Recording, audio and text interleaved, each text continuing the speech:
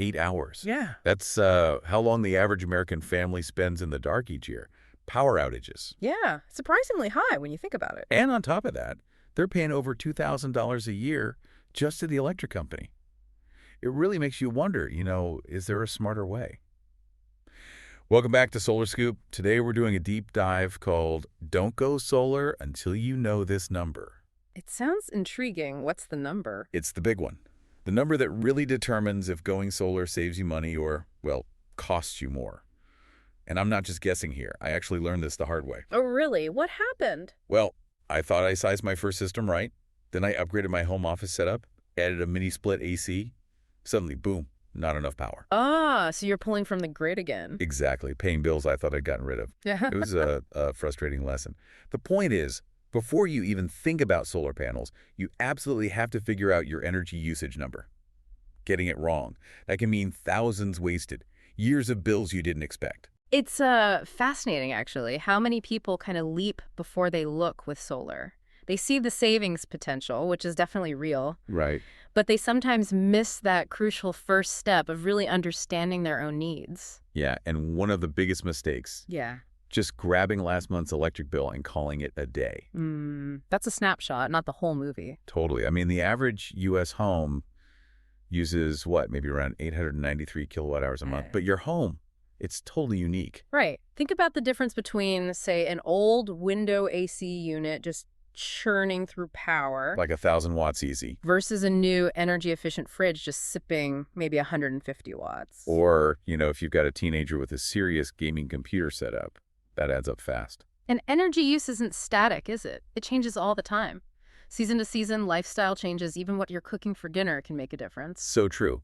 Relying on just one bill, it just doesn't work for a long-term thing like solar. You need the full picture. Exactly. That's where the problems start. People maybe pick their lowest usage month and think, okay, I'll aim for that. And then summer hits. Right. The AC kicks in full blast.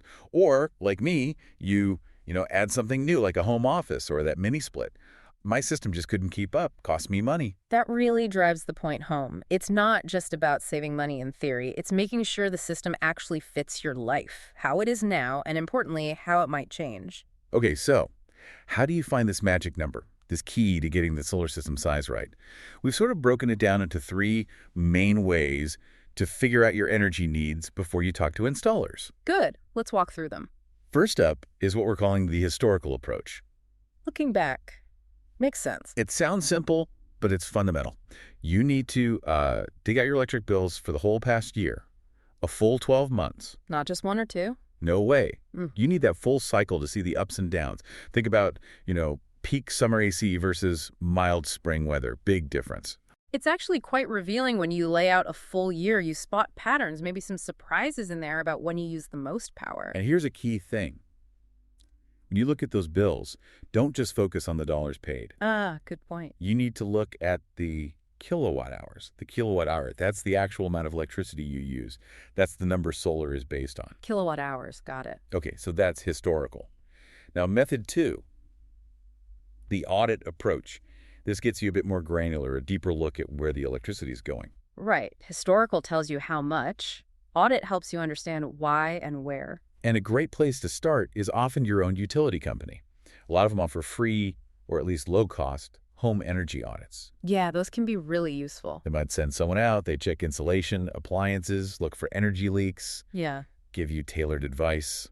It's pretty insightful seeing it broken down like And those efficiency tips they give you. They can save you money whether you get solar or not. It's often a win-win. Definitely. Now, if you want to go even deeper, you could think about installing a home energy monitor. Oh, those are cool. The ones that connect to your breaker panel. Yeah, exactly.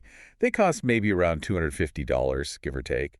But they track energy use circuit by circuit. Like, you can see exactly what your TV is using, or the washing machine, or even phantom loads. Phantom loads, the energy vampires, stuff Right. that uses power even when off. Right, these monitors can sniff those out. It's really eye-opening to see that level of detail in real time. It empowers you to make changes right away, too. Okay, great stuff. We're going to take a quick break, but don't go anywhere. We'll be right back to talk about planning for the future. And we're back on Solar Scoop. So we've talked about looking at your past energy use, the historical approach, and getting a detailed breakdown with the audit approach. Right, understanding the baseline. Now for part three, and honestly, this might be the most important one, and it's often overlooked, the future planning approach. Ah, yes. Thinking ahead. This is where people can really drop the ball. Totally. It can really mess up your solar sizing if you don't consider it. You need to think, okay, what major changes might be coming? Like buying an electric vehicle. Exactly. That's a huge one.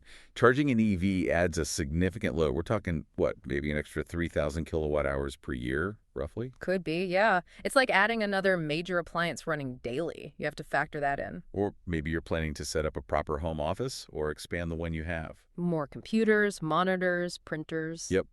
That could easily add another 500 kilowatt hours annually. Mhm. Or think about cooling. What if you're ditching window units for central air? Oh, that's a big jump in potential usage, maybe 2,000 kilowatt more per year, or even higher depending on the climate and house. Right. And it's not just additions. What about changes in the household itself? Kids moving back home? Or kids moving out, becoming empty nesters. Yeah. Both directions change your energy profile. Yeah. All these future possibilities, they can drastically change how much solar you actually need.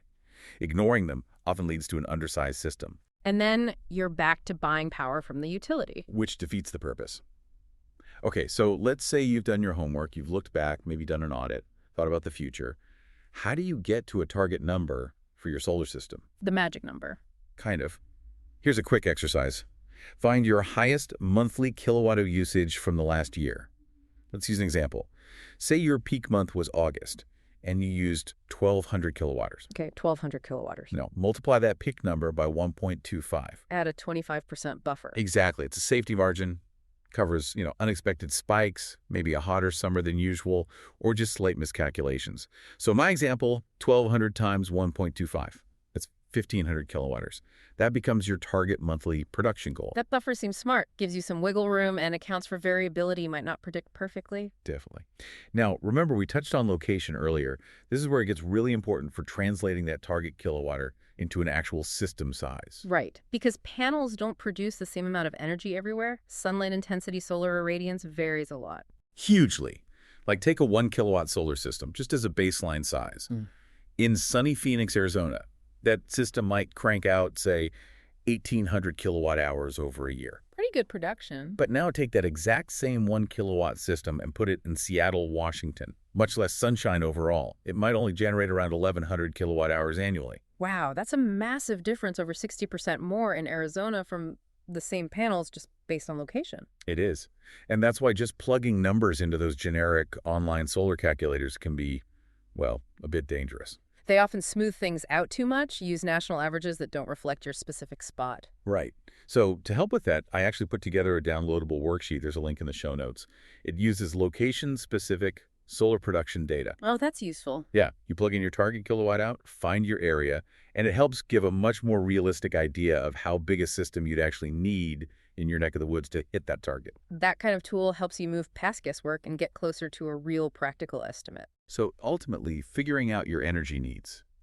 It's not just about saving money on the bill, though that's obviously a huge plus. It's more than that. It really is. It's about getting control, achieving that peace of mind. Knowing your solar system is actually designed for your lifestyle, your needs. It's like energy independence, tailored for you. And the goal isn't necessarily the biggest system you can fit or afford. The sweet spot is the right size system, the one that matches your consumption. That's where the real value lies. Think about it next time the power goes out in the neighborhood Yeah. and your lights are still on, your fridge is running, powered by the sun. That resilience factor is becoming more and more valuable, wouldn't you say? I definitely think so. That peace of mind is huge. Mm-hmm. And speaking of your property, that actually leads perfectly into our next deep dive. We're going to explore how to figure out if your home itself is even a good candidate for solar. Right, because not every roof or property is suitable. Exactly. Knowing that up front, it can save you a ton of time, maybe some disappointment, before you even start talking seriously with installers. Worth tuning in for that one. Definitely. Okay, so let's quickly recap today the main takeaway. Before you go solar, you absolutely must know your energy usage number. That crucial figure. Yep. And we talked about 3 ways to find it.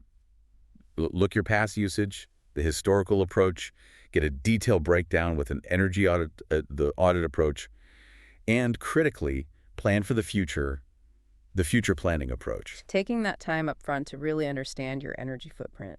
It's the most vital first step, no question. Couldn't agree more. And hey, if you found this deep dive helpful, please do us a favor, like and subscribe to Solar Scoop. We're trying to guide you through this whole solar journey step by step, and we'd love to hear from you too. Drop a comment below. Tell us your average monthly kilowatt hour usage. Just curious to see the range, and maybe I can offer a quick thought on your potential. Yeah, engaging with your own data is powerful. It makes it real. It really does. So remember, it all comes back to the numbers. Measure twice, install once. That's the mantra here. Your solar journey really starts with understanding your own energy use.